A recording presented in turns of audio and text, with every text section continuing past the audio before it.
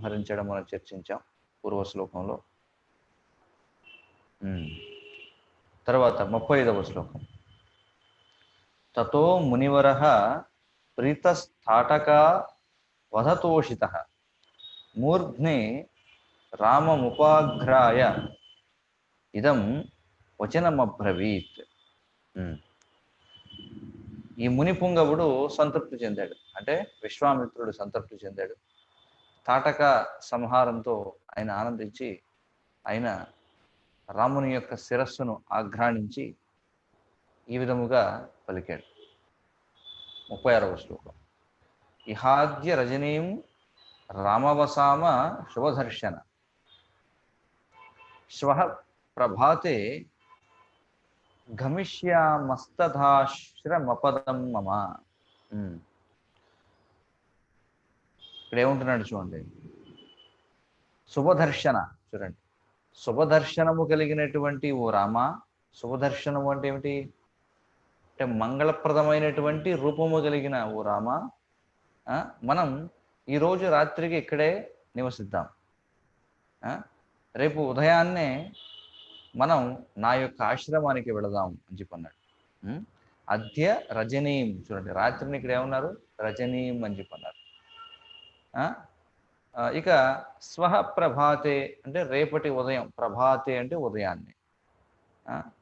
తత్ ఆశ్రమ పదం మమ, నా యొక్క ఆశ్రమానికి వెళదాం. 37వ శ్లోకం.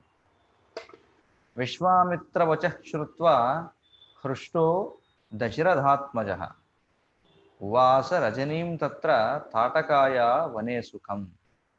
విశ్వామిత్రుని యొక్క వాక్కులను విని దశరథాత్మజుడు ఆనందించాడు. అతడు ఆనందంగా ఆ రాత్రికి ఆ తాటకారణ్యంలోనే నివసించారన్నమాట. 38వ శ్లోకం.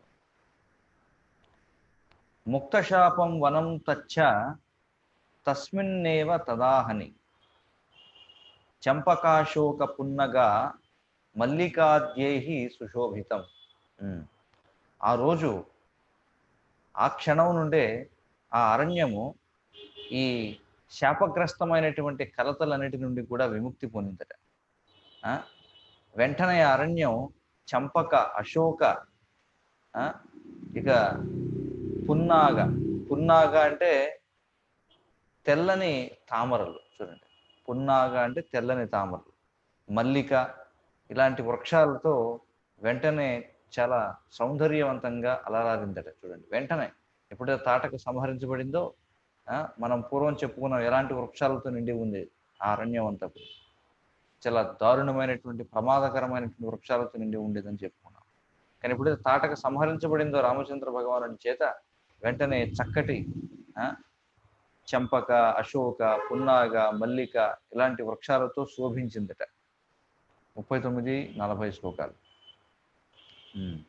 చూతైశ్చ పనసైః పూగైర్ నారికేళైశ్చ శోభితం వాపి కూపతటాకైశ్చ దీర్ఘికాభిర్ అలంకృతం మల్లికా హేమకూటైశ్చ మంటపైర్ ఉపశోభితం రమణీయం విభభ్రాజ యథా చైత్రరథం వనం.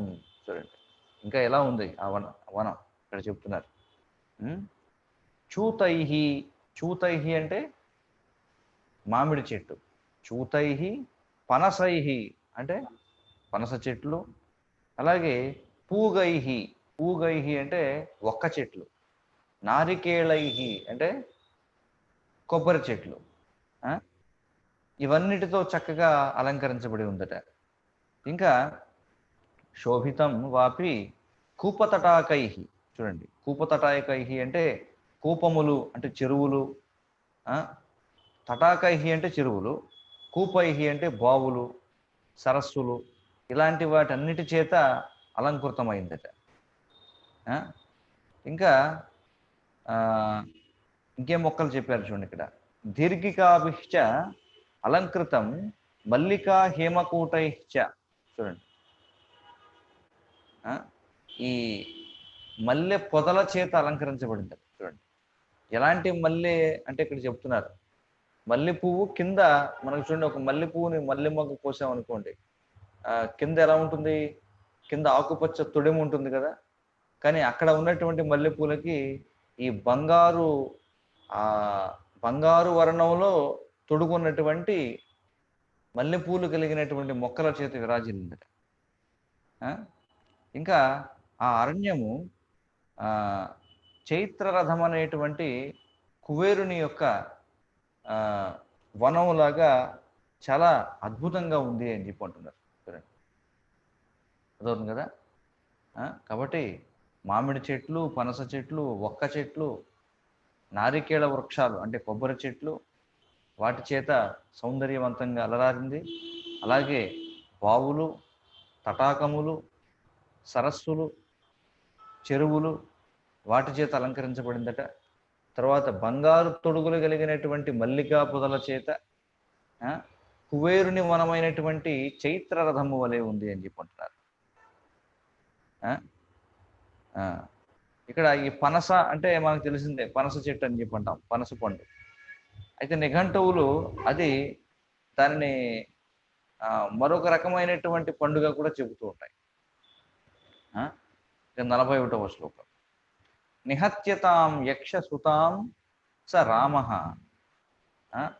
ప్రశస్యమానః సురసిద్ధ సంగైః ఉవాస తస్మిన్ మునినా సహైవ ప్రభాతవేలాం ప్రతిబోధ్యమానాః.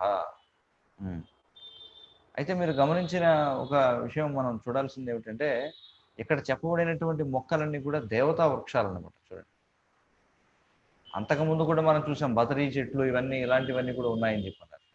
అవన్నీ కూడా తామసికమైనటువంటి రాజసికమైనటువంటి వృక్షాలు. చెట్లలో కూడా అన్ని జీవజాతుల్లో కూడా సత్వరజస్తమో గుణాలు అనేటువంటివి ఉంటాయి. కాబట్టి ఇక్కడ మనం చూసినట్లయితే దేవతా వృక్షాల గురించిన ప్రస్తావన మనకు కనిపిస్తుంది. అందుకే ఇన్ని కూడా చాలా శుభప్రదమైనటువంటివి. ప్రతి పెరడులో కూడా ఉండాల్సిన మొక్కలు ఇవన్నీ. పూల మొక్కలు, చెంపక చెట్లు, అశోక, లేకపోతే తెల్లని తామరలు, మల్లిక, పనస చెట్లు, మామిడి చెట్లు, ఒక్క చెట్లు, కొబ్బరి చెట్లు, ఇవన్నీ కూడా చాలా చాలా సాత్వికమైనటువంటివి, చాలా శుభప్రదమైనటువంటివి. బావులు ఉండడం, ఇవన్నీ కూడా. 41వ శ్లోకం తాత్పర్యం ఏమిటంటే, మరి ఆ యక్షుని యొక్క కుమార్తెను సంహరించినటువంటి రామచంద్రుడు దేవతల చేత, సిద్ధుల చేత కీర్తింపబడ్డాడు. ఆ రాత్రికి ఆ విశ్వామిత్రునితో కలిసి అక్కడే వారు విశ్రమించారు. తర్వాత రోజు ఉదయాన్నే మళ్ళీ విశ్వామిత్రుడు రాముణ్ణి నిద్రలేపాడు, మేల్కొల్పాడు అని చెప్పన్నారు. మళ్ళీ తర్వాత 27వ అధ్యాయం, 26 ముగిసింది, 27వ అధ్యాయం. ఈ అధ్యాయం ఏమిటంటే, విశ్వామిత్రుడు రామునికి ఈ దివ్యాయుధాలు ఏవైతే ఉంటాయో ఆ దివ్యాయుధాలను ఎలా అభిమంత్రించాలో నేర్పిస్తాడనమాట. దాని గురించి మనం చూద్దాం. మొదటి శ్లోకం. అతతాం రజనీం ఉష్య విశ్వామిత్రో మహాయశాః ప్రహస్య రాఘవం వాక్యం ఉవాచ మధురాక్షరం. చూడండి, ఆ రాత్రి గడిచిన తర్వాత గొప్ప కీర్తివంతుడైనటువంటి విశ్వామిత్రుడు మందహాసము చేశారట. ఇక్కడ చూడండి, ప్రహస్య అని చెప్పన్నారు. నవ్వడంలో కూడా చాలా రకాలు ఉంటాయి. ఇక్కడ ఏం చేశారట, ప్రహస్య అంటే చాలా మందముగా నవ్వి ఏం చేశారట అంటే, రాఘవుణ్ణి చూసి చాలా మధురమైనటువంటి ఈ అక్షరాలను పలికాడు అని చెప్పుకుంటున్నారు.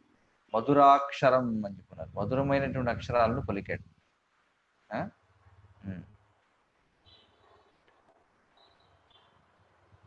రెండవ శ్లోకం. పరితుష్టో అస్మి భద్రం తే రాజపుత్ర మహాయశః ప్రీత్యా పరమయా యుక్తో దధామి అస్త్రాణి సర్వశః.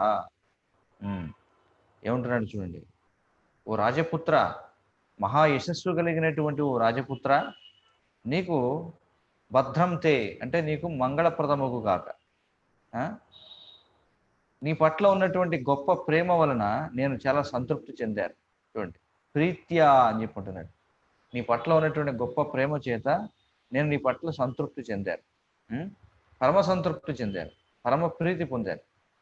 నేను నీకు నా వద్దనున్నటువంటి ఆయుధాలన్నింటినీ కూడా ఇస్తాను అని చెప్పన్నాడు విశ్వామిత్రుడు. 3వ శ్లోకం. దేవాసురగణాన్ వాపి సగంధర్వూరగానపి ఎయిర్ అమిత్రాన్ ప్రసహ్యాజౌ వశీకృత్య జయిష్యసి. చూడండి, కాబట్టి నేను ఇచ్చేటువంటి ఆయుధాలు ఏవైతే ఉన్నాయో వాటితో నీవు నీ శత్రువులను నిలువరించగలుగుతావు. చివరకు దేవతలు, అసురులు, గంధర్వులు, పన్నగములు వారందరినీ కూడా నీవు యుద్ధంలో వారిని జయించి నువ్వు విజయాన్ని సాధిస్తావు అని చెబుతున్నాడు. కాబట్టి అలాంటి ఆయుధాలన్నింటినీ కూడా ఇప్పుడు విశ్వామిత్రుడు శ్రీ రామచంద్ర భగవానుడికి బోధిస్తాడనమాట. తర్వాత 4-5 శ్లోకాలు. తాని దివ్యాని భద్రం తే దదామి అస్త్రాణి సర్వశః దండచక్రం మహద్దివ్యం తవ దాస్యామి రాఘవ ధర్మచక్రం తతో వీరకాలచక్రం తథైవచ విష్ణుచక్రం తథాత్యుగ్రం ఐంద్రం అస్త్రం తథైవచ. నీకు మంగళప్రదమగుగాక. ఇప్పుడు నేను నీకు అన్ని విధములైన దివ్య ఆయుధాలను ఇస్తాను. ఓ రాఘవ, ఓ వీరుడా, నేను నీకు గొప్ప దివ్యమైనటువంటి దండచక్రాన్ని, ధర్మచక్రాన్ని, కాలచక్రాన్ని, చాలా భయానకమైనటువంటి తీవ్రమైనటువంటి విష్ణు చక్రాన్ని, అలాగే ఐంద్రాయుధాన్ని నీకు ఇస్తాను అని చెప్పి అంటున్నాడు. కాబట్టి మనకు తెలిసింది విష్ణు చక్రం అనేటువంటిది ఒకటే మనకు తెలుసు, మనం ఎక్కువగా విన్నాం. అయితే ఈ చక్రాయుధాల్లో దండచక్రం అని ఒకటి ఉంది, ధర్మచక్రం, కాలచక్రం, విష్ణు చక్రం, ఇవన్నీ కూడా వివిధ రకాల చక్రాయుధాలు అన్నమాట. ఇది మనం అర్థం చేసుకోవాలి. 6వ శ్లోకం. వజ్రం అస్త్రం వరశ్రేష్ఠ శైవం శూలవరం తథా అస్త్రం బ్రహ్మశిరశ్చైవ ఐషీకం అపి రాఘవ దధామితే మహాబాహో బ్రాహ్మం అస్త్రం అనుత్తమం. ఇంకేముంటున్నాడు? ఓ వరశ్రేష్ఠ అని చెప్పి అంటున్నాడు. వరశ్రేష్ఠ అంటే ఏమిటి అంటే అద్భుతమైనటువంటి వ్యక్తులలో శ్రేష్ఠుడైనటువంటి వాడ. ఓ రాఘవ ఏమంటున్నాడు? మహాబాహో అంటే గొప్ప బాహువులు, శక్తివంతమైనటువంటి బాహువులు కలిగినటువంటి ఒక రాఘవ, ఓ వరశ్రేష్ఠ, నేను నీకు వజ్రాయుధాన్ని ఇస్తాను, శైవాయుధాన్ని ఇస్తాను. శైవాయుధం అంటే ఏమిటి? శివుని చేతిలో ఉండే ఆయుధం ఏమిటి? త్రిశూలం. కాబట్టి ఆ శూలములలో శ్రేష్టమైనటువంటి శైవాయుధాన్ని నీకు ఇస్తాను. అలాగే బ్రహ్మశిరాయుధాన్ని ఇస్తాను. ఐషీక మరియు ఇంకా అద్భుతమైనటువంటి బ్రాహ్మాస్త్రాన్ని కూడా నీకు ఇస్తాను అని చెప్పి అంటున్నాడు. ఇవన్నీ కూడా అనుత్తమం అంటే చాలా అత్యద్భుతమైనటువంటి ఆయుధాలు అన్నమాట ఇవన్నీ. అయితే ఇక్కడ ఏమంటున్నారంటే బ్రహ్మాస్త్రము వేరు, బ్రహ్మశిరాస్త్రము వేరు. ఎందుకంటే ఈ రెండు కూడా ఇక్కడ ప్రస్తావనకు వచ్చే శ్లోకం విడివిడిగా చెప్పారు. బ్రహ్మశిరాస్త్రాన్ని ఇస్తాడు, బ్రహ్మాస్త్రాన్ని కూడా ఇస్తాడు 7వ శ్లోకం. కాబట్టి ముందు వేటి గురించి ప్రస్తావన వచ్చింది? చక్రాయుధాలు. చూడండి ఎన్ని రకాల ఆయుధాలు ఉన్నాయి గుర్తించండి. చక్రాయుధాలు అంటే చక్రంలాగా తిరుగుతూ వెళ్ళేటువంటివి, అవి ఒక కోవకు చెందినటువంటి ఆయుధాలు. తర్వాత ఏమిటి? అస్త్రాల గురించి చెప్పాడు. అర్థం కదా, అస్త్రము. ఇక తర్వాత ఇప్పుడేమో గదల గురించి చెబుతున్నాడు ఇక్కడ. చూడండి 7వ శ్లోకం. గదే ద్వే చైవ కాకుస్థ మోదకి శిఖరి ఉభే ప్రదీప్తే నరశార్థూల ప్రయచ్ఛామి నృపాత్మజ. ఓ కాకుస్థ, ఓ రాజకుమార, ఓ నరశ్రేష్ఠ, ఓ నరశార్థూల. చూడండి ఎన్ని విధాలుగా కీర్తిస్తున్నాడు రాముడు. ఇప్పుడు నేను నీకు 2 అద్భుతమైనటువంటి గదలను ఇస్తాను. ప్రదీప్తే, చూడండి ప్రదీప్ అని చెప్పి అంటాం కదా, పేరుంది కదా, ప్రదీప్ అంటాం. ప్రదీప్తే అంటే ఏమిటి ఇక్కడ అర్థం అంటే చాలా దేదీప్యమానంగా వెలుగుతున్నటువంటి అని చెప్పుకుంటున్నాడు. కాబట్టి దేదీప్యమానంగా వెలుగుతున్నటువంటి 2 అద్భుతమైన గదలు నీకు ఇస్తాను. ఏమిటా 2 గదలు అంటే మోదకి మరియు శిఖరి అనేటువంటి గదల గురించి చెబుతున్నారు ఇక్కడ.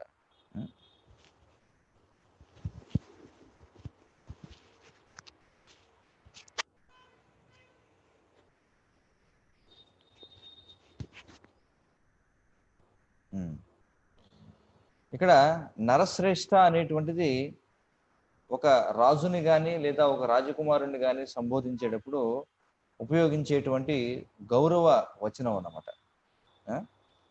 ఇక రెండు సరే 8వ శ్లోకం చూద్దాం.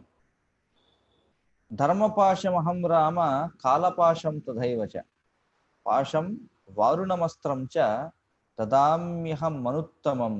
ఇంకే ఉంటున్నాడు, ఓ రామ నేను నీకు ధర్మపాశాన్ని ఇస్తాను. చూడండి, ఇప్పుడేమో పాశములకు సంబంధించిన అస్త్రాలు ఇప్పటికి ఎన్ని రకాలు వచ్చాయి. ముందు చక్రాయుధాలు వచ్చాయి, తర్వాత అస్త్రాలు వచ్చాయి, తర్వాత గదల గురించి చెప్పాడు. ఇప్పుడు పాశములు అంటే ఏమిటి? కట్టేసేవి అన్నమాట. కట్టేసే ఆయుధాల గురించి చెప్తున్నాడు. ఏమిటంటే ఆయుధాలు ఇక్కడ చెప్తున్నారు చూడండి, వాటిని పాశము అని చెప్పి అంటారు. రామ నేను నీకు ధర్మపాశముని ఇస్తాను, అలాగే కాలపాశమును కూడా ఇస్తాను. కాలపాశం అంటే ఏమిటి? యముని చేతిలో ఉంటుంది చూడండి, కాలపాశం అంటారు. అర్థవుతుంది కదా, అంటే మరణపాశం అన్నమాట. ధర్మపాశమును మరియు కాలపాశమును ఇస్తాను. అలాగే నీకు వారుణ పాశం, చూడండి వారుణాస్త్రం అని చెప్పి అంటారు. ఈ నాగపాశం అని చెప్పి అంటాం. నాగపాశం అంటారు కదా, దాన్ని వరుణపాశం అని కూడా అంటారు. అది కూడా నేను ఇస్తాను నీకు అని చెప్పి అంటున్నాడు. మరి ఈ ధర్మపాశం అంటే ఈ ధర్మానికి సంబంధించినటువంటిది. ఇక మరణ పాశాన్నే కాలపాశము అని చెప్పి అంటారు. ఇక వరుణుని యొక్క త్రాడు ఏదైతే ఉంటుందో దాన్ని వరుణపాశం అంటారు. కాబట్టి అస్త్రాలు శస్త్రాలు ఇవన్నీ కూడా దేనికోసం అంటే నియంత్రించడం కోసం అన్నమాట. అదవుతుంది కదా. కాబట్టి ఇది ఒక రకమైనటువంటి అస్త్రాలు. చక్రాలు వేరు, అస్త్రాలు వేరు, గదలు వేరు, పాశాలు వేరు. 9వ శ్లోకం. కాబట్టి పాశము అంటేనే కట్టివేసేదని అర్థం. మనం చెప్తాం కుటుంబం పట్ల అతనికి పాశముతో అని చెప్పి అంటాం. అంటే కుటుంబ అనురాగము చేత కట్టబడిన వాడు అని అర్థం వస్తుంది అనమాట. 9వ శ్లోకం. అశనిద్వే ప్రయచ్చామి శుష్కార్థే రఘునందన దదామి చాస్త్రం పైనాకమస్త్రం నారాయణం తథా. ఇంకా తర్వాత అంటున్నాడు, ఏమంటున్నాడు? ఓ రఘునందన. రఘునందన అంటే ఏమిటి? రఘువంశపు చక్కని పుత్రుడా, ఇప్పుడు నేను నీకు 2 వజ్రాయుధాలను ఇస్తాను. చూడండి, 2 రకాల వజ్రాయుధాలు ఇస్తారట. ఒకటి శుష్కాశని మరియు ఆర్ద్రాశని అనేటువంటి 2 రకాల వజ్రాయుధాలు ఇస్తానని చెప్పుకుంటున్నాడు. అయితే వాటి అర్థం ఏమిటంటే శుష్కాశని, ఆర్ద్రాశని. శుష్కము అంటే ఏమిటి? శుష్కము అంటే ఎండిపోయినదని అర్థం.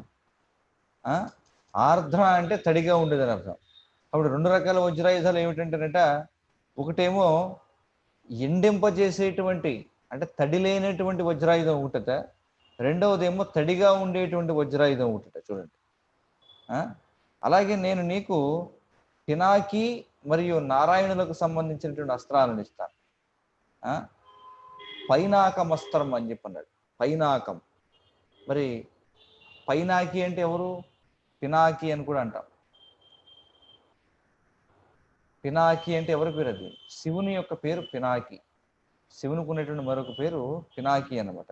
అలాగే నారాయణాస్త్రాన్ని కూడా నేను ఇస్తానని చెప్పుకుంటున్నాడు. 10వ శ్లోకం. ఆగ్నేయమస్త్రం దయితం శిఖరం నామ నామతః వాయవ్యం ప్రథమం నామ దదామి చ తవానఘ. అనఘ అని చెప్పన్నాడు. అనఘ అంటే అర్థం ఏమిటంటే పాపము లేనివాడా అని చెప్పి అర్థం. అఘ, అఘ అంటే పాపాత్ముడు అని చెప్పి అర్థం. అనఘ అంటే పాపము లేనివాడు అని. కాబట్టి ఓ పాపము లేనివాడా, ఓ అనఘ, అంతేకాదు నేను నీకు ప్రఖ్యాతిగాంచినటువంటి శిఖర అనేటువంటి ఆయుధాన్ని కూడా ఇస్తాను. ఇది అగ్నికి అత్యంత ప్రియమైనటువంటిది. అగ్నిదేవునికి అత్యంత ప్రియమైనటువంటి శిఖర అనేటువంటి అస్త్రాన్ని ఇస్తాను. అలాగే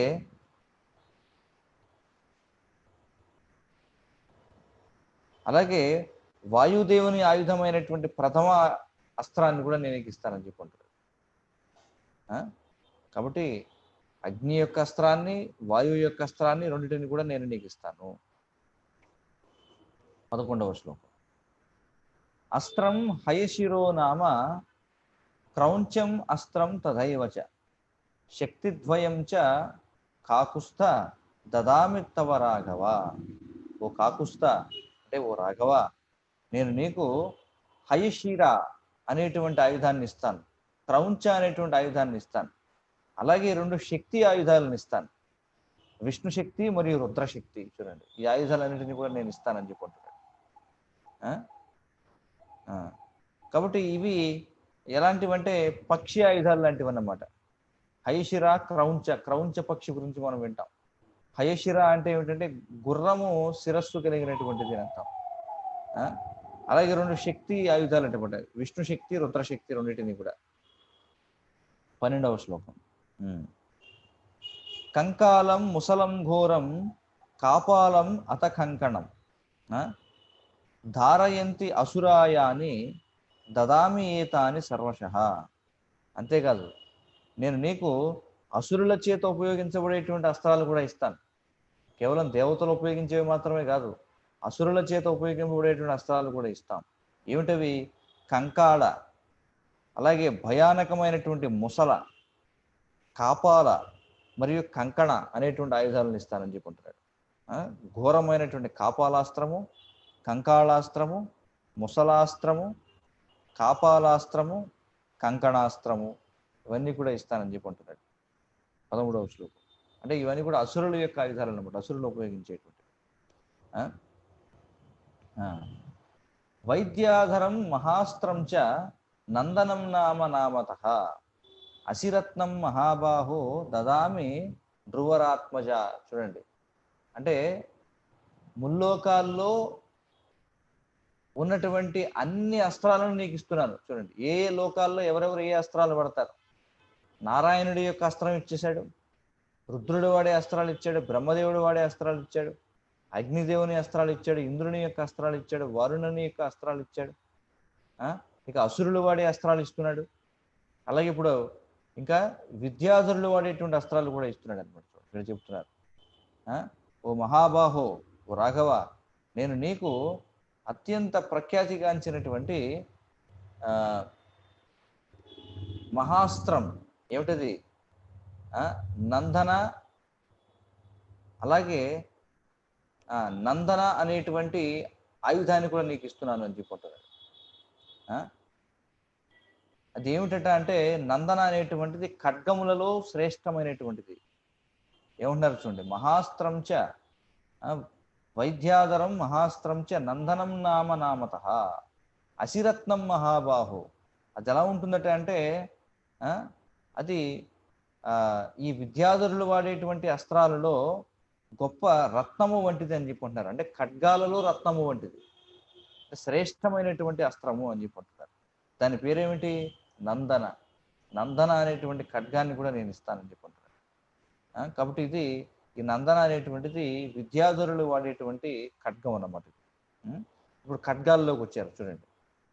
చక్రాయుధాలు అయిపోయాయి, పాశాయుధాలు అయిపోయాయి, అస్త్రాయుధాలు అయిపోయాయి, అలాగే వజ్రాయుధాలు అంటే మెరుపులాగా వచ్చి కొట్టేవి అవి అయిపోయాయి. ఇంకా తర్వాత అసురులు వాడేటువంటి ఆయుధాలు అయిపోయాయి, శక్తికి సంబంధించినటువంటి ఆయుధాలు అయ్యాయి. ఇప్పుడేమో ఖడ్గాలలో శ్రేష్టమైనటువంటి నందనాయుధాన్ని ఇస్తానని చెప్పుకుంటున్నాడు.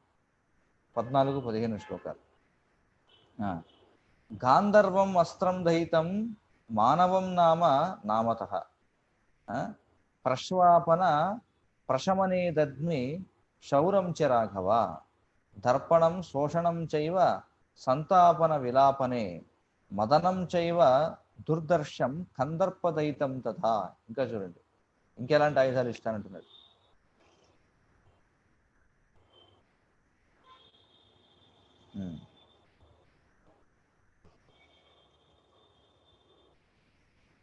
ఏమిటవి? ఓ రాఘవ, నేను నీకు గంధర్వులకు అత్యంత ప్రీతికరమైనటువంటి ఆయుధం, దాని పేరేమిటి? ప్రశ్వాపన మరియు ప్రశమన అనేటువంటి ఆయుధాలను, అలాగే సూర్యునికి చెందినటువంటి మానవాస్త్రాన్ని, దర్పణ, శోషణ, సంతాపన మరియు విలాపన అనేటువంటి ఆయుధాలను ఇస్తాను. అలాగే ఎవరు ఎదుర్కోలేనటువంటి కాముని యొక్క మదనుని యొక్క ఆయుధాన్ని కూడా నీకు ఇస్తాను అని చెప్పి అంటున్నాడు. చూడండి ఎన్ని రకాల ఆయుధాలు ఉన్నాయి. చాలా చక్కగా చెప్పారు ఇక్కడ. మానవం నామత ప్రశ్వాపన ప్రశమనే, వాటి పేరు ఏంటంటే ప్రశ్వాపన ప్రశమనే అనేటువంటి ఆయుధాలు. ఇవన్నీ కూడా నీకు ఇస్తానని చెప్పుకుంటున్నాడు. అలాగే కందర్పదయితం తదా, మన్మధునికి అత్యంత ప్రీతికరమైనటువంటి అస్త్రాన్ని కూడా నీకు ఇస్తాను, దాన్ని ఎవరు కూడా ఎదుర్కోలేరని చెప్పుకుంటున్నాడు. దురదర్శం. చూడండి, దురదర్శం అంటే దానికి ఎదురెట్టి నిలబడలేరనమాట. ఆయుధాన్ని ఇస్తానని చెప్పుకుంటున్నాడు. మరి ఇక్కడ విలాపన అనేటువంటి ఆయుధం గురించి చెప్పుకున్నాం. విలాపన అనేటువంటి ఆయుధం ఏం చేస్తుందంటే, ఇది ఎవరి మీద ప్రయోగించబడుతుందో వారు విలపిస్తారన్నమాట. ఈ ఆయుధాన్ని ప్రయోగిస్తే విలపించడం అంటే ఏమిటి? ఏడుస్తారనమాట. చూడండి, ఏడిపించేటువంటి ఆయుధం అన్నమాట. కాబట్టి అంటే ఈ ఆయుధం ఎవరిపైన అయితే ప్రయోగించబడుతుందో వారు వేదనకి గురవుతారనమాట. అది ఇక్కడ అర్థం. అలాగే మదనాయుధం అని చెప్పి అన్నారు. మదనాయుధం అనేటువంటి ఆయుధం ఏం చేస్తుందంటే, ఎవరి మీద ప్రయోగిస్తే వారు మైదనోద్రేకానికి గురవుతారట. చూడండి, ప్రస్తుతం మనకు తెలిసినటువంటి ఆయుధం ఒక్కటే, ఒక ఆగ్నేయ ఆయుధాలు తప్ప ఇంకెవరికి ఏం తెలియదు ప్రస్తుతం. అంతే కదా. ఇప్పుడు ఈ యుగంలో మనం చూస్తే, అందుకే శ్రీల ప్రభుపాదుల వారు శ్రీమద్ భాగవతం మొదటి స్కందంలో ఈ పాండవులకు సంబంధించినటువంటి విశేషాలు చర్చించే అధ్యాయంలో చెబుతారు. ఏమంటారంటే, ప్రస్తుతం ఉన్నటువంటి సమాజంలో ఆయుధం అంటే అగ్నికి సంబంధించిన ఆయుధాలు అవే కదా. యాటమ్ బాంబులు, లేకపోతే న్యూక్లియర్ బాంబులు, అణు ఆయుధాలు అని చెప్పి అంటాం. అంటే కేవలం వేడికి సంబంధించిన ఆయుధాలు వీరికి తెలుసు, వేరే ఏ ఆయుధాలు వారికి తెలియదు.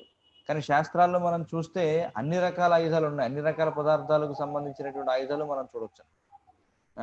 ఉదాహరణకి భూమికి సంబంధించిన ఆయుధాలు ఉన్నాయి, లేకపోతే వాయువుకు సంబంధించినటువంటి ఆయుధాలు ఉన్నాయి, ఇంకా నీటికి సంబంధించినటువంటి ఆయుధాలు ఉన్నాయి, శబ్దానికి సంబంధించినటువంటి ఆయుధాలు ఉన్నాయి. అవి మాత్రమే కాదు, మరి అవతల వారి మీద ప్రయోగిస్తే వారిని దుఃఖానికి గురి చేసేటువంటి ఆయుధాలు ఉన్నాయి. లేదా కొన్ని ఆయుధాలు ప్రయోగిస్తే అవతల వారు నిద్రపోతారు, ఆవలింతలు వచ్చి, అలాంటి ఆయుధాలు ఉన్నాయి. అలాగే మైదనోద్రేకానికి గురి చేసేటువంటి ఆయుధాలు ఉన్నాయి. అయితే కలియుగంలో మనం అవతల వారిని నిద్రపోయేలా చేయడానికి ఆయుధాలు ప్రయోగించాల్సిన అవసరం లేదు. ఆధ్యాత్మిక ప్రవచనాలు చెప్తే నిద్రపోతారు. 16వ శ్లోకం. పైశాచ మంత్రం దయితం మోహనం నామ నామిత ప్రతిచ్ఛ నరశార్ధూల రాజపుత్ర మహాయశ. కాబట్టి ఓ నరశార్ధూల, నరుల యందు పులి వంటి వాడ, గొప్ప ప్రఖ్యాతిగాంచినటువంటి ఓ రాజకుమార, దయచేసి ఈ పిశాచములకు చెందినటువంటి అత్యంత ప్రీతికరమైన ఆయుధం మోహనాయుధాన్ని స్వీకరించు అని చెప్పుకుంటున్నాడు. చూడండి, ఈ మోహనాయుధం అనేది ఎవరికి చెందిందంటే పిశాచాలు వాడేటువంటి ఆయుధం అటు ఇది. మనకి కలియుగంలో ఇప్పుడిప్పుడే జీవాయుధాలు వస్తున్నాయి. జీవాయుధాలు అంటే ఏమిటి? కొంతమంది అంటూ ఉంటారు, వారి యొక్క వాదన ఏమిటంటే ఈ కరోనా వైరస్ అనేది ఒక జీవాయుధము అని చెప్పి, జీవరసాయన ఆయుధాలలో ఇది ఒకటి అని చెప్పి. అయితే ఇదేం కొత్త ఏమి కాదు. మనం చరిత్రలో చూస్తే అనేక రకాల ఆయుధాలు ఉన్నాయి. వాటితో పోల్చితే ఇవి అసలు ఏమీ కాదనమాట, ఒక విధంగా చెప్పాలి. తర్వాత 17 నుండి 20 శ్లోకాలు.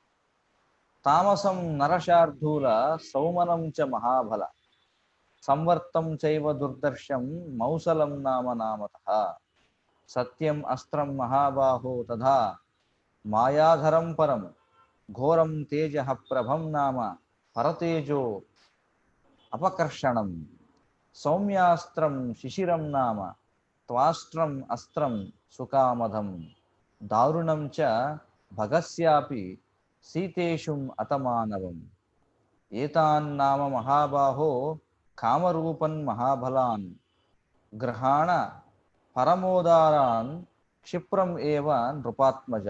చూడండి ఏం చెప్తున్నాడు. కాబట్టి నరశార్ధుల అంటే నరుల యందు పులి వంటి వాడ, ఓ గొప్ప బలము కలిగినటువంటి వాడ, దయచేసి ఈ తామశాస్త్రాన్ని, సౌమనాస్త్రాన్ని, అలాగే జయింపశక్యం కానిటువంటి సంవర్త అస్త్రాన్ని స్వీకరించు. అలాగే ప్రఖ్యాతిగాంచినటువంటి మౌషలాస్త్రాన్ని స్వీకరించు.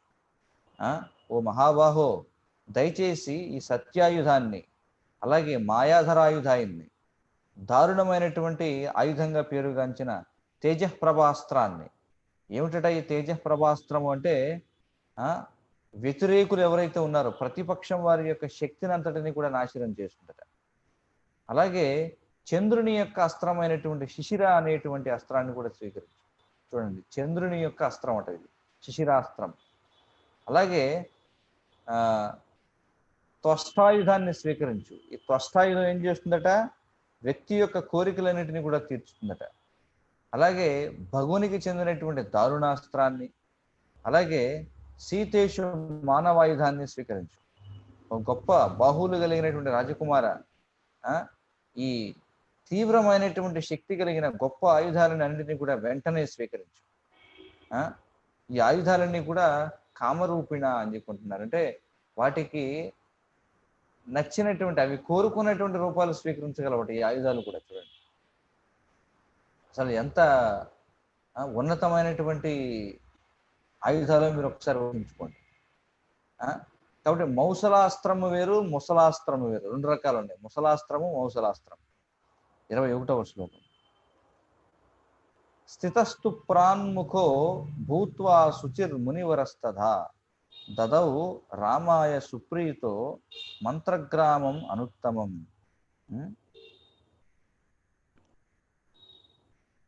తర్వాత ఏం చేశాడంటే చూడండి, అప్పుడు ఈ ప్రాన్ముఖ భూత్వా అని చెప్పి అంటున్నారు. అంటే ప్రాచీనము అని చెప్పి అంటాం. చూడండి, ప్రాన్ముఖ, ప్రాన్ దిక్కు అంటే ఏమిటి? ప్రాన్ దిక్కు అంటే తూర్పు దిక్కు అనమాట. చూడండి, అర్థవుతుంది కదా. మనకి ప్రాచీన అనేటువంటి శబ్దం ఉంది. ప్రాచీన, ఈ చైనా అనేటువంటిది ఏదైతే ఉందో దాన్ని పూర్వం ఇప్పటికీ కూడా చీన్ అని చెప్పి అంటారు హిందీలో. చీన్ దేశము అని చెప్పి అంటారు. అర్థవుతుంది కదా. చీన్ అంటే చైనా అని అర్థం అనమాట. కాబట్టి ప్రాచీన అనే దానికి ఒక అర్థం ఏమిటంటే తూర్పున ఉన్నటువంటి చైనా అనే అర్థం కూడా ఉంది, ప్రాచీన అనేటువంటి దాన్ని. అర్థమవుతుంది కదా. కాబట్టి ఇక్కడ ఏమంటున్నాడంటే ప్రాన్ముఖ భూత్వ అంటే ఈ ప్రాన్ అంటే తూర్పు దిక్కుకు నిలబడి, శుచిహి అంటే తనను తాను పవిత్రం చేసుకుని, అంటే ఆచమనం చేసుకుని, మునివరహ, మునివరహ అంటే మునిశ్రేష్ఠుడైనటువంటి విశ్వామిత్రుడు ఆ విధముగా ఆచమనము చేసుకుని తూర్పు దిక్కుకు తిరిగి తనను తాను పవిత్రం చేసుకుని చాలా ఆనందంతో రాముడికి ఈ అనుత్తమమైనటువంటి మంత్రాలన్నింటినీ కూడా ఇచ్చారట. చూడండి, మొత్తం ఇవన్నీ కూడా మీరు ఒకటి చూడండి. సరే, ఇవన్నీ కూడా ఆయుధాలు ఇచ్చాడు కదా అని చెప్పి ఇవన్నీ కూడా ఇప్పుడు మనం చూసినట్లుగా ట్రక్కుల మీద, రైళ్లలోనూ, లారీల్లోనూ నింపుకోవాల్సిన అవసరం లేదు. మనం చూస్తాం అప్పుడప్పుడు రైల్వే వేగన్లలోనూ, లేకపోతే ఈ ఏమిటివి 10 టైర్ లారీల్లోనూ ఈ ఫిరంగులు అవన్నీ కూడా వెళుతూ ఉంటాయి. చూసారు, ఎప్పుడైనా గమనించారు మీరు? పెద్ద పెద్ద ఆయుధాలని కూడా, క్షిపణులు ఇవన్నీ కూడా చేరవేస్తూ ఉంటారు. ఇప్పుడు ఏమిటి, దేశాల మధ్య యుద్ధాలు జరుగుతూ ఉంటాయి. దేని గురించి యుద్ధాలు అంటే, ఇదిగో పక్క దేశం వాడు నా దేశపు సరిహద్దులలో రహదారి నిర్మిస్తున్నాడు. చూడండి, అది యుద్ధ కారణం. ఎందుకు రహదారులు వీళ్ళకి? ప్రతి దేశము తమ సరిహద్దు వెంబడి రహదారులు నిర్మించుకుంటుంది. దేనికోసం నిర్మించుకుంటుంది రహదారులు? ఈ ఆయుధాలన్నింటినీ కూడా చేరవేయడం కోసం అన్నమాట. చూడండి, ఎందుకంటే యుద్ధం జరిగే చోటుకి ఇవన్నీ కూడా మోసుకు వెళ్ళాలి కదా, వాటి కోసం. ఎందుకంటే ఇవన్నీ కూడా ఒక్కొక్కటి కొన్ని టన్నులు బరువు ఉంటుంది ఆయుధం. కొన్ని ఏమో విమానాల మీద తీసుకువెళ్ళి విసరాల్సి ఉన్నాయి, కొన్ని ఫిరంగుల ద్వారా విసిరేటువంటి, కొన్ని ఏమో క్షిపణులు, కొన్ని ఏమో రాకెట్ లాంచర్స్ అని చెప్పి అంటారు, క్షిపణులు అని చెప్పి అంటారు. మొత్తానికి ఇవన్నీ కూడా మోసుకు వెళ్ళాలి, వీటన్నిటిని ఒక దగ్గర నుంచి ఒక దగ్గరికి చేరవేయాలి, ఇవన్నీ కూడా ఉంటాయి. కానీ ఇక్కడ చూస్తే, ఇక్కడ విశ్వామిత్రుడు రామునికి ఇచ్చినటువంటి ఆయుధాలన్నీ కూడా మంత్రం ద్వారా నియంత్రించబడేటువంటివి. చూడండి, శబ్దం ద్వారా నియంత్రించబడతాయి. శ్రీమద్భాగవతంలో శ్రీల ప్రభుపాదుల గారు చెప్తారు, ఈ ఆయుధాలన్నిటికీ కూడా మనం ముందు గొడవను నిర్మించుకోవాలన్నమాట. చూడండి, ఈ రోజుల్లో ఏమైనా ఆయుధాలు మనం అప్పుడప్పుడు వార్తల్లో వింటూ ఉంటాం. ఎక్కడో పలానా చోటన ఆయుధాలు భద్రపరిచినటువంటి గోదాము ఏదైతే ఉందో, ఆ భద్రపరిచినటువంటి ప్రదేశం ఏదైతే ఉందో దానిపై కొంతమంది ఎవరో తీవ్రవాదులు దాడి చేశారు, మొత్తం ఆ గొడవనంతా కూడా పేలిపోయిందని చెప్పి అంటారు కదా, వింటుంటాం. లేకపోతే అస్త్రాలు తయారు చేసే ఫ్యాక్టరీలు ఉంటాయి, కొన్ని కర్మాగారాలు, అవునా? పూర్వం కూడా ఉండేవి, కానీ ఇలాంటి భారీ భారీ కూడా తయారు చేసేవారు కాదు. వాళ్ళు తయారు చేసేవి ఏంటంటే ఖడ్గాలు, వెల్లంబులు, లేకపోతే ఇంకేమిటి, బళ్ళాలు, కొడ్డళ్ళు, ఖడ్గాలు, త్రిశూలాలు, శూలాలు, కత్తులు, కటారులు. కత్తి వేరు, కటారు వేరు. కటార్ అంటే విన్నారు ఎప్పుడన్నా? కటార్ అంటే ఎలా ఉంటుందంటే అది ఇలా పట్టుకుంటారు అనమాట, దాన్ని పిడికిలతో పట్టుకుంటారు. ఇలా ఒక హ్యాండిల్ లాంటిది ఉంటుంది అనమాట, లోపలికి చేయి పెట్టి ఇలా పట్టుకుంటారు, ఇలా ఉంటుంది, ఇలా పొడవడానికి. దాన్ని కటార్ అంటారు, డ్యాగర్ అని చెప్పి అంటారు. కత్తులు, కటార్లు ఇలాంటివన్నీ కూడా తయారు చేసేవారు. ఎవరు? కంసాలను తయారు చేసేవారు అనమాట పూర్వం ఇలాంటివన్నీ. కానీ ఇప్పుడు చెప్పబడినటువంటి ఇవన్నీ ఏవైతున్నాయో ఇవన్నీ కూడా మంత్రం చేత ప్రత్యక్షం అవుతాయి. చూడండి, అది ఇక్కడ విశేషం. ఆనాడు ఉన్నటువంటి అస్త్రశస్త్రాలన్నీ కూడా ఆ అస్త్రానికి కానీ, ఆ శస్త్రానికి కానీ, ఆ పాశమునికి కానీ, ఆ చక్రాయుధానికి కానీ వాటికి సంబంధించిన మంత్రాన్ని జపించగానే వెంటనే అవుతుంది. ఆ మంత్రాన్ని ఉచ్చరించిన వెంటనే ఆ ఆయుధం ప్రత్యక్షం అవుతుంది అనమాట. కాబట్టి ఎవరిపై అది ప్రయోగించాలో వారి స్మరించి ఒక్కసారి ఆ మంత్రాన్ని ఉచ్చరించగానే ఆ మంత్రం వెళ్ళి ఆ అవతల వారిపై దాడి చేసుకుంటారు. అంటే ఇది ఎంత ఉన్నతమైనటువంటి విజ్ఞానము మీరు చూడండి, అర్థమవుతుంది కదా. శబ్దం ద్వారా పనిచేసేటువంటిది. ఇప్పటికి కూడా మనం చూస్తే ఈ రోజుల్లో సైంటిస్టులు మనకి కొన్ని రకాల లైట్లు కనిపెట్టారు. ఏమిటి? ఒకసారి ఇలా ఇలా కొట్టారు అనుకోండి, వెంటనే ఏమవుతుంది? శబ్దానికి లైట్ వెలుగుతుంది. మళ్ళీ ఒకసారి ఇలా కొట్టారంటే మళ్ళీ లైట్ ఆరిపోతుంది. అంటే ఇవన్నీ కూడా శబ్దం చేత నియంత్రించబడేటువంటివి. అలాగే మనం స్పర్శ చేత నియంత్రించబడేటువంటి ఆయుధాలు ఉన్నాయి. ఎలా? ఉదాహరణకి మనం చూడండి, ఎలకలకి వాటికి బోన్లు పెడుతుంటాం. ఏమవుతుంది? అందులో ఆ ఎలుక లోపలికి వెళ్ళింది అనుకోండి, అది ముట్టుకోగానే టప్పును మూసిపోతుంది. అలాంటివి కొన్ని ఆయుధాలు. సెన్సార్లు కనిపెట్టారు ఈ రోజుల్లో. సెన్సార్లు ఏమిటి అంటే అది ఏమైనా కదలిక వచ్చిందంటే వెంటనే అది పేలిపోతుంది. చూడండి, వెలుగు రాగానే పేలిపోయే కొన్ని సెన్సార్లు, అంటే వెలుగు ద్వారా పనిచేసేవి కొన్ని. కానీ అత్యున్నతమైనటువంటి అస్త్రశస్త్రాలు ఏమిటంటే శబ్దం ద్వారా నియంత్రించబడేటువంటి, మంత్రాల ద్వారా నియంత్రించబడతాయి. కాబట్టి ఇక్కడ ఏం చేశాడు విశ్వామిత్రుడేమి, లారీల కొద్దీ లేదా రైళ్ల కొద్దీ ఇదిగో వచ్చినాయి చూడు మొత్తం అస్త్రాలు, ఎక్కడ పెట్టుకుంటావు పెట్టుకో, తీసుకువెళ్ళి ఎక్కడ భద్రపరుచుకుంటావు, జాతీయ రహదారులు నిర్మించుకుంటావు, సరిహద్దు రహదారులు నిర్మించుకుంటావు, నీ ఇష్టం అని చెప్పలా. ఏం చేశాడు? చక్కగా తూర్పు దిక్కుకు నిలబడ్డాడు, ఆచమనం చేసుకున్నాడు. వెంటనే దానికి సంబంధించిన మంత్రాలు ఏవైతే ఉన్నాయో ఆ అనుత్తమమైనటువంటి మంత్రాలన్నింటినీ కూడా రామునికి అందజేశాడు. ఎంత సులభంగా అయిపోయింది అంత ప్రక్రియ అంతా. కాబట్టి ఇక్కడ భాష్యంలో చెబుతున్నారు, అనుత్తమమైనటువంటి మంత్రాలన్నింటినీ కూడా చాలా ఆనందంతో రామునికి ఇచ్చారట. అంటే దాని అర్థం ఏమిటంటే ప్రతి ఆయుధానికి సంబంధించినటువంటి మంత్రాన్ని విడివిడిగా ఇచ్చాడు. చూడండి, అర్థమవుతుంది కదా. ప్రతి ఆయుధానికి సంబంధించినటువంటి మంత్రాన్ని విడివిడిగా ఇచ్చాడు రాముడికి విశ్వామిత్రుడు. మరి ఈ ఆయుధాలన్నీ కూడా మనం చెప్పుకున్నాం, ఈ కృషాశ్వ ప్రజాపతికి ఉద్భవించినటువంటి పుత్రులుగా మనం చెప్పుకున్నాం. మరి మంత్రం అంటే ఏమిటి? మంత్రం అంటే ఆ మంత్రం చేత ఒక అధిష్టాన దైవం అనేది నియంత్రించబడుతుంది అనమాట. అర్థమవుతుంది కదా. ప్రతి ఆయుధానికి ఒక అధిష్టాన దేవత ఉంటాడు. అంటే ఆ ఆయుధాన్ని నియంత్రించేటువంటి వ్యక్తి ఒకడు ఉంటాడు అనమాట. ఆ వ్యక్తిని ఏమంటారంటే అధిష్టాన దైవం అని చెప్పి ఉంటారు. కాబట్టి అధిష్టాన దేవతలందరూ కూడా మంత్రాలకు కట్టుబడి ఉంటారు. ఆ మంత్రం ఉచ్చరించగానే ఆ అధిష్టాన దైవం ప్రత్యక్షం అవుతుంది.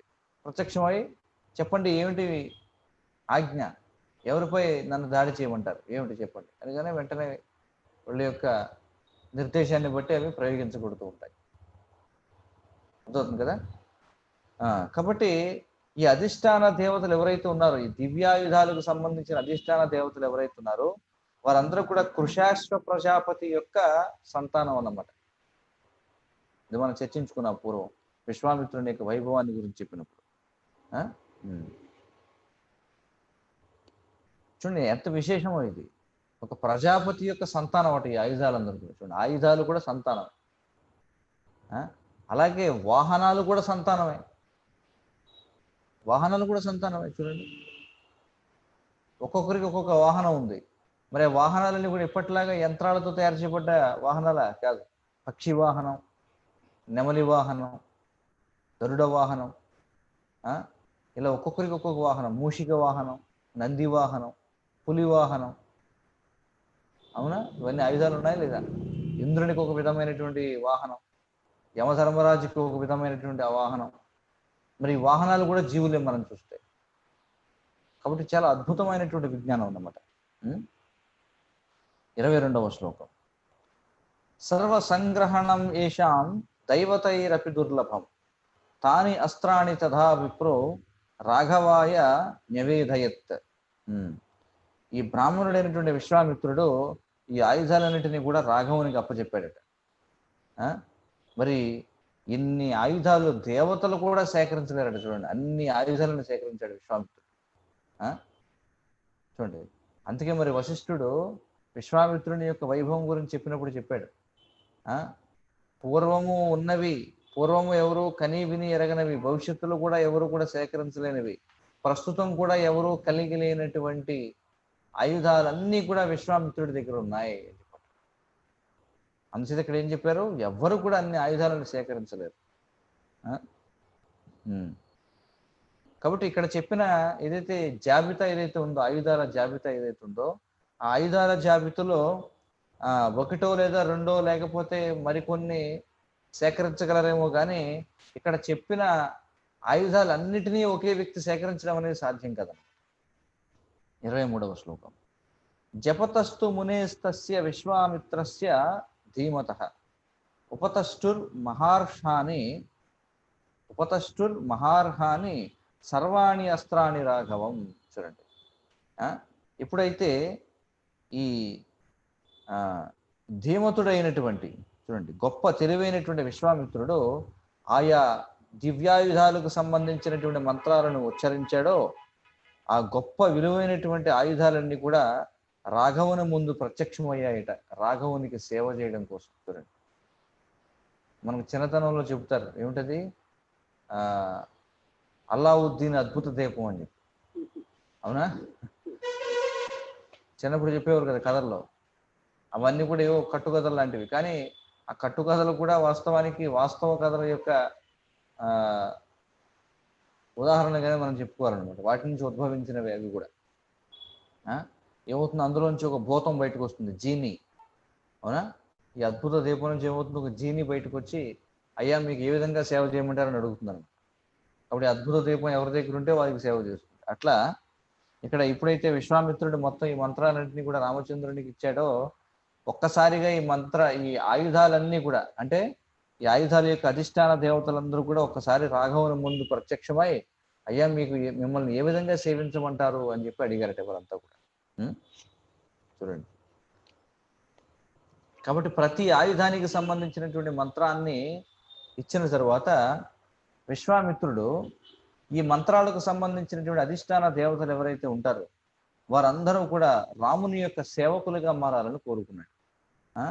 అందుచేత ఒక్కసారిగా వాటన్నింటినీ కూడా స్మరించి ఆ మంత్రాలన్నింటినీ కూడా ఒకసారి ఉచ్చరించాడు అనమాట. కాబట్టి ఆ విశ్వామిత్రుని యొక్క ఆజ్ఞ మేరకు ఆ అధిష్టాన దేవతలు ఎవరైతే ఉన్నారో, ఈ దివ్యాయుధాల యొక్క అధిష్టాన దేవతలు వారందరూ కూడా వచ్చి రాఘవుణ్ణి సేవించారు. 24వ శ్లోకం. ఊచుశ్చ ముదితాః సర్వే రామం ప్రాంజలయస్తథా ఇమేస్మ పరమోదారాః కింకరాస్తవ రాఘవ. చూడండి మరి వారందరూ కూడా ఎలా వచ్చారట అంటే చేతులు జోడించి ప్రాంజలి ఘటించారట. ప్రాంజలి అంటే ఏమిటి? చేతులు జోడించి వినయపూర్వకంగా వారు ప్రణామం చేసి వారందరూ కూడా చాలా ఆనందంతో, చూడండి పరమ ఉదారాహ అని చెప్పన్నారు. వారందరూ కూడా పరమ ఆనందంతో ఏం చేశారంటే రామునితో ఈ విధంగా అన్నారట, ఓ రాఘవ, ఇదిగో మేమందరం కూడా ఇక్కడ ఉన్నాం, ప్రత్యక్షమయ్యాం. మేమందరం కూడా మీ యొక్క ప్రత్యేకమైనటువంటి కింకరులము. కింకరాహ అంటే ఎవరు? సేవకులు. కింకరాహ అంటే అర్థం ఏమిటి? కిం అంటే ఏమి, కరాహ చెయ్యాలి, చెప్పండి, ఏమి చేయాలో చెప్పండి మీరు. అంటే అన్ని రకాల ఆయుధాలు ఉన్నారంటే ఒక్కొక్కరు ఒక్కొక్క రకమైనటువంటి బాధ్యతను నెరవేర్చగలిగినటువంటి వారు అనమాట. కాబట్టి మేము అందరం కూడా మీ పాద సేవకు సిద్ధంగా ఉన్నాం. మీరు ఏ ఆజ్ఞ విధిస్తారో చెప్పండి, మేము దాన్ని శిరసావించడానికి సిద్ధంగా ఉన్నాం అని చెప్పి వారందరూ కూడా ప్రాంజలి ఘటించారట. 25-26 శ్లోకాలు. యద్యదిచ్చసి భద్రం తే తత్సర్వం కరవామవై తతో రామః ప్రసన్నాత్మా తైర్ ఇతి ఉక్తో మహాబలై ప్రతిగృహ్య చ కాకుస్థః సమాలభ్య చ పాణినా మానసామే భవిష్యత్వం ఇతి తాన్ అభ్యచోదయత్. కాబట్టి ఇక్కడ ఏమంటారు చూడండి, మీ అందరికీ కూడా మీకు మంగళప్రదమగు గాక, మీరు ఏది కోరుకుంటే అది మేము చేస్తాం. చూడండి, ఈ ఆయుధాలన్నీ కూడా చెబుతున్నాయి రాఘవునితో ఏమని, నీకు మంగళముగా, నీకు మంగళప్రదమగు గాక, నీవేది కోరుకుంటే, యథేచ్ఛసి అంటే మీరు ఏం కోరుకుంటే అది మేము చేస్తాం అని చెప్పి అన్నారట. చూడండి, యద్యద్ ఇచ్చేసి భద్రం తే, యద్యద్ ఇచ్చేసి మీరు ఏదేది కోరుకుంటే అది మేము చేస్తాం. మరి ఆ విధంగా ఈ శక్తివంతమైనటువంటి ఆయుధముల చేత సంబోధించబడినటువంటి ఈ కాకుస్థుడైనటువంటి రాముడు అంటే ఎలాంటి వాడంటే ఇక్కడ చెబుతున్నారు, ప్రసన్నాత్ముడైనటువంటి రాముడు వారి యొక్క సేవలను స్వీకరించారట. ఎలాగంటే తన యొక్క చేతులతోటి ఆ ఆయుధాలన్నింటినీ కూడా స్పృశించి వాటికి ఉపదేశం ఇచ్చారట. ఏమనంటే, మీరు నా యొక్క మనసుని అనుసరించండి అని చెప్పి అన్నాడు. చూడండి, మానసాహమే భవిష్యత్వం అని చెప్పాడు. చూడండి, నా యొక్క మనసుని అనుసరించండి. మనసుని అనుసరించడం అంటే ఏమిటి అర్థం? అంటే నేను ఎప్పుడైతే మనసులో ఒక ఆయుధాన్ని స్మరిస్తానో వెంటనే నాకు మీరు ఆ సేవ చేయాలి. అది ఇక్కడ ఉద్దేశం. మనసుని అనుసరించడం అంటే అది.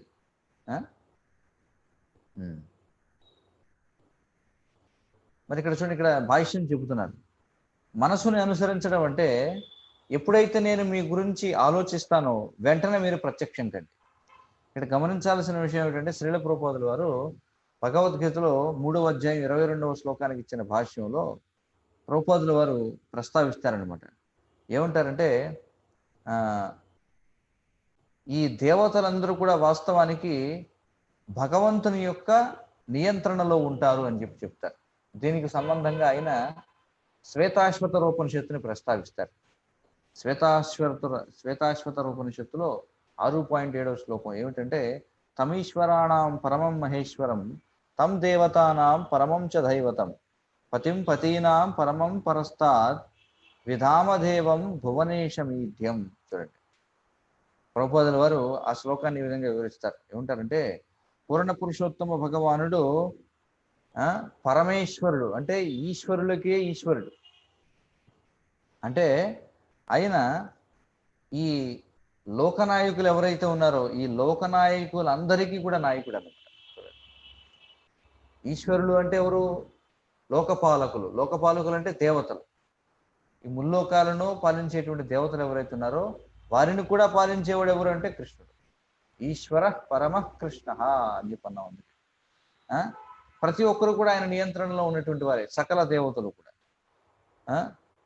కాబట్టి మరి ఆయా దేవతలకు ఆయా విభాగాలకు సంబంధించినటువంటి నియంత్రణ శక్తి అంతా కూడా ఎవరి వల్ల వచ్చింది? వారికి భగవంతుని చేతనే అది ఇవ్వబడింది అనమాట. అంతేగాని దేవతలందరూ కూడా వారికి వారి స్వతంత్రులు కాదు. ఇది మనం అర్థం చేసుకోవాలి. అలాగే ఈ దేవతలందరి చేత కూడా ఆయనే పూజనీయుడు. ఆయనే సకల నిర్దేశకులకు పరమ నిర్దేశకుడు. చూడండి, సకల నిర్దేశకులకు పరమ నిర్దేశకుడు ఆయన. అందుచేత ఆయన సకల భౌతిక నాయకులకు దివ్యమైనటువంటి వాడు. అలాగే అందరినీ నియంత్రించేటువంటి వాడు, అందరి చేత పూజింపబడేటువంటి వాడు. కాబట్టి ఇక్కడ మనం అది ఉదాహరణగా మనం చూడొచ్చు అనమాట. ఇక 27వ శ్లోకం. తతః ప్రీతమనా రామో విశ్వామిత్రం మహామునిం అభివాద్య మహాతేజ గమనాయోపచక్రమే. అభివాద్య మహాతేజ గమనాయోపచక్రమే అని చెప్పన్నారు. అప్పుడు ఇక్కడ ఏం చెప్పారు? ప్రీతమానస అంటే గొప్ప ప్రీతి కలిగినటువంటి మనస్సుతో,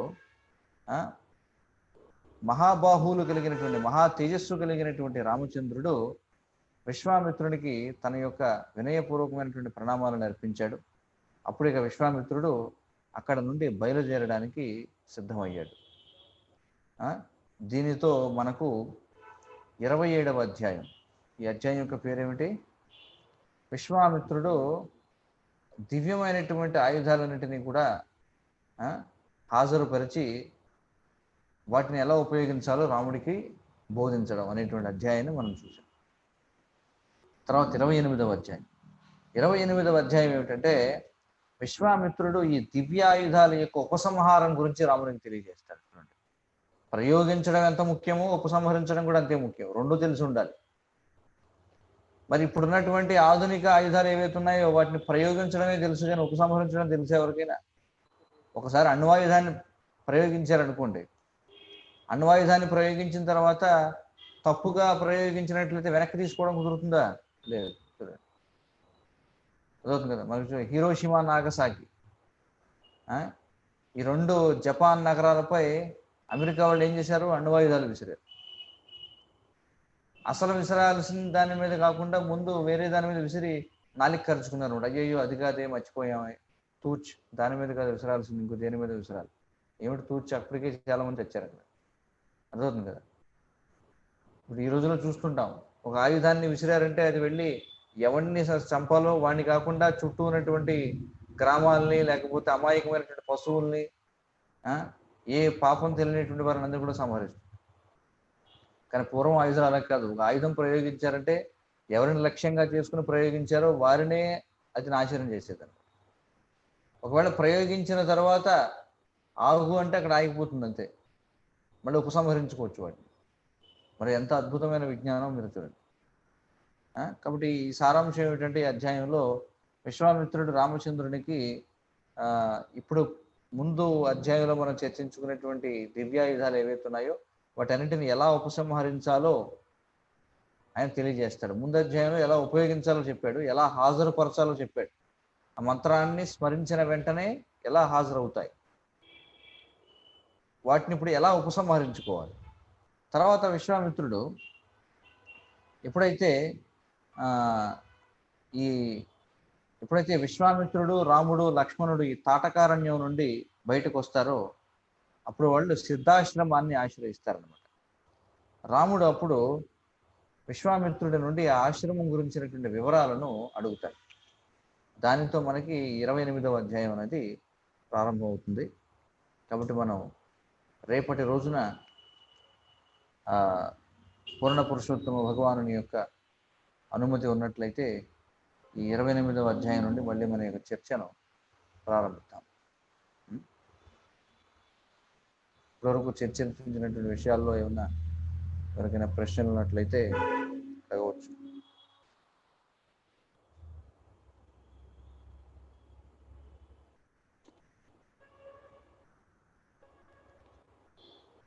ఎవరికైనా ప్రశ్నలు ఉన్నాయా?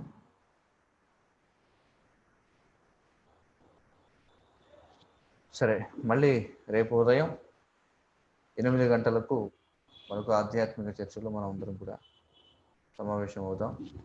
శ్రీ వాల్మీకి రామాయణం కి జయ. జగద్గురు శ్రీల ప్రభుపాదికి జయ. వాంఛాకల్పతరుభ్యశ్చ కృపా సింధుభ్యో చ పతితానాం పావనేభ్యో వైష్ణవేభ్యో నమో నమః.